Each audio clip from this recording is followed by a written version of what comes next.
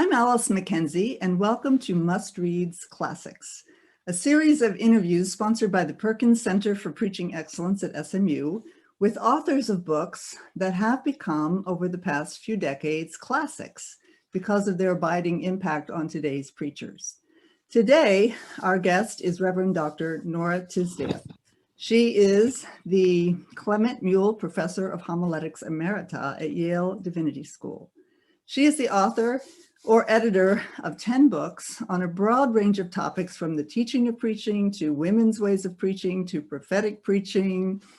And her most recent book is called How Women Transform Preaching. So for today, our focus is on the book that started it all, published in 1997, which was entitled Preaching as Local Theology and Folk Art. The focus of the book is on the importance of exegeting not just the biblical text, but the congregational context.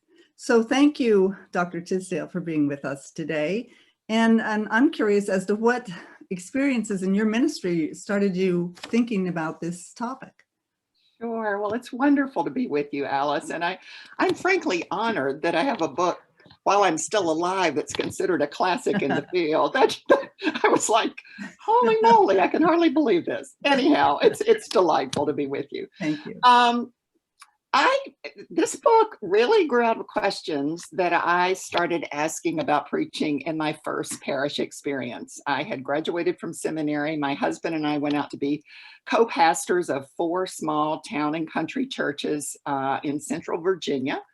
And we were preaching at all 4 churches over the course of a month.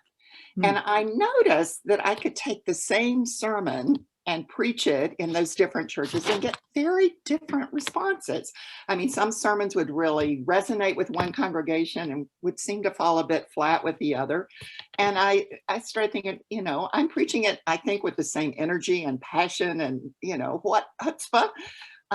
what's going on here? And then meanwhile, my husband started a ministry. One of his little churches started a ministry in the state correctional institution for men nearby. And so he was preaching on in Sunday evenings in the prisons.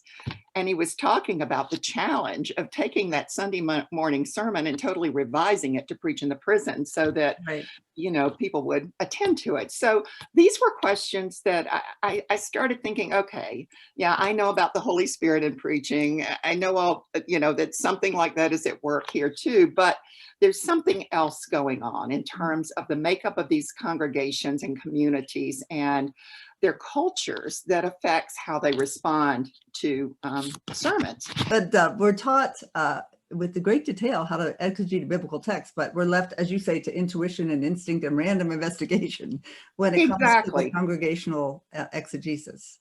But it was just assumed that somehow by osmosis and instinct, you were going to learn what you needed to know to craft sermons for this particular congregation. And when I turned to the field of preaching and looked at the main textbooks out at the time, it was pretty much, that was the way it was.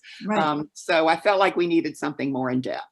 The reason I can go to a church I've never been in before and preach is there are certainly we share some universals of human experience. And I know individuals, and certainly I can preach to those, but it's this in-between aspect of the culture of the congregation that takes some time and energy and exposure to really understand more deeply.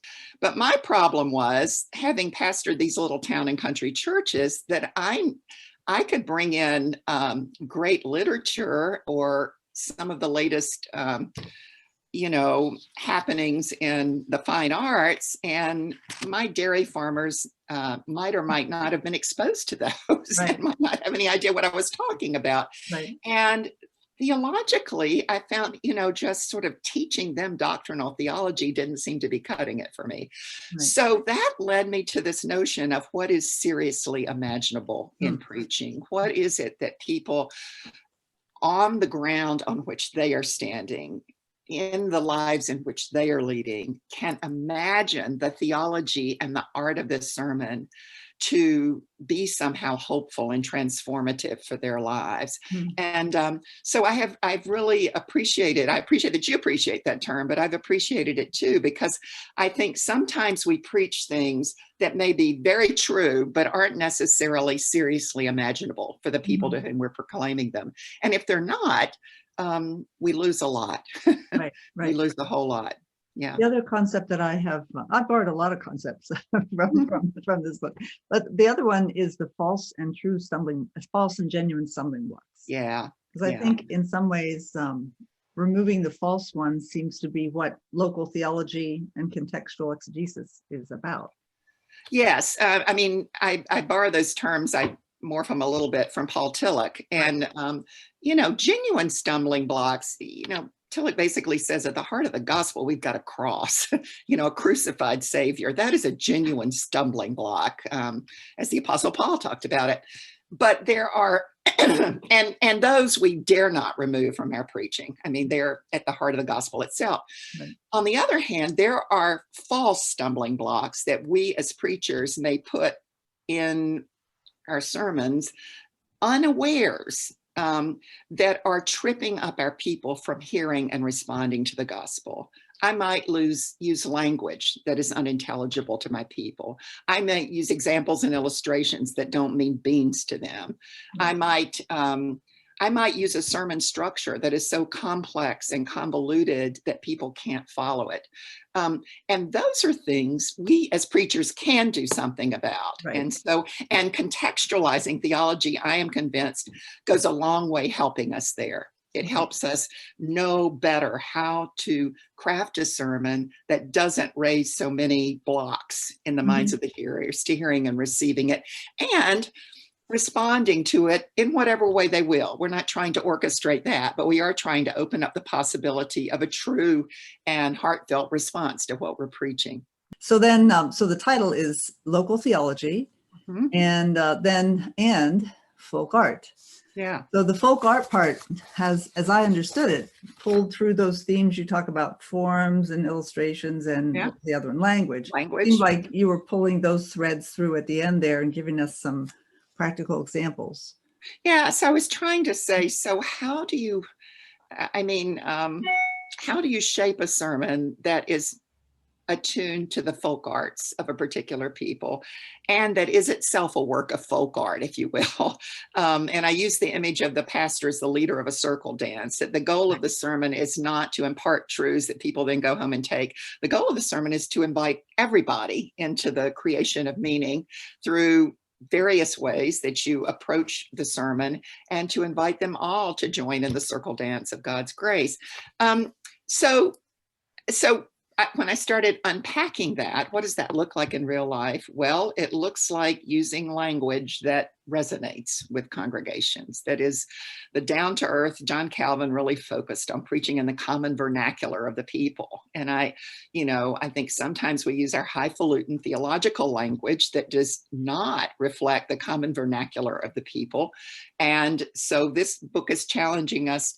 How can we say what we want to say theologically, but in a way that people say, oh, that resonates with how I would put it, or that resonates with what I see in my life. So it's not 1997 anymore, but while the core principles hold, are there things that you've thought about of how this especially resonates today? Well, frankly, so this is probably jumping ahead to has my mind changed. I went back and looked at this book in preparation for this interview because I haven't taught it in a number of years now. And I thought, the good news is I still believe this. Well, that's good. I mean, it's really good if a book is going to have this long a shelf life. Yes. And I am still getting royalties on this book almost 25 years later. I'm always, my husband and I always laugh when they notice arrives of one, because I think, oh my gosh, who would have thought, 25 years later, this book, and selling overseas, not just the US. So to me, the core principles are solid. I still stand by them.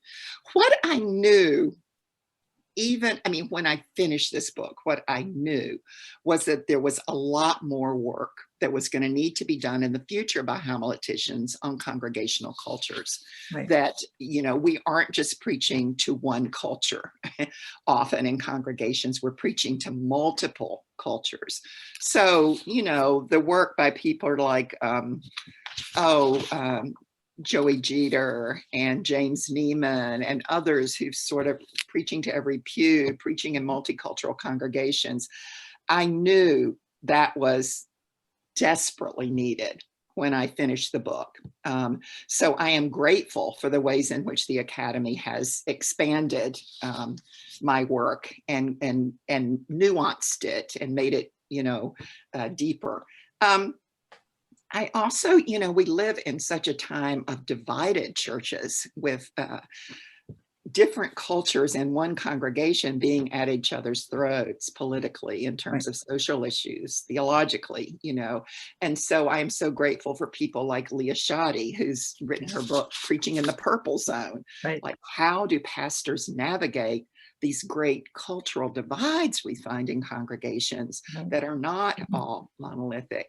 I'm also deeply grateful for the various people who have written about different racial ethnic congregations and what a whole history of a people and culture of a people, it's bigger than the church culture, what a difference that makes in proclamation. I mean, there are a number of them that have been written in the Korean American context or Korean context and African American context, Native American context, I mean, various contexts. So those are all things I have celebrated. I don't see them as negation of my work. I see them as expansion of it. Expansion, yes. And needed expansion. And there's probably a lot more yet to come. Right. But I knew those things were going to be next steps, and I have rejoiced to see them happen. Well, good. And that's what makes a classic, is that it's a contribution on which others can build. Yeah. So I want to thank you for this contribution on behalf of the many people that continue to send you royalty money, right? It's not a great deal, but I never would have thought. I mean, this is actually my 12th book, Alice. I mean, my first book of 12 books, and it's still in print, that people are still reading it, that they're still interested in these concepts, is the most gratifying part. It's not the check. It's oh my gosh, there's still people out there reading and appreciating this book. So that means the world to me. Well, that's the definition of a classic. So thank you for spending time with us today. And preachers, you can go to our Perkins Center for Preaching Excellence website to find out more about Dr. Tisdale's 12 books. Thank you so much. Thank you, Alice.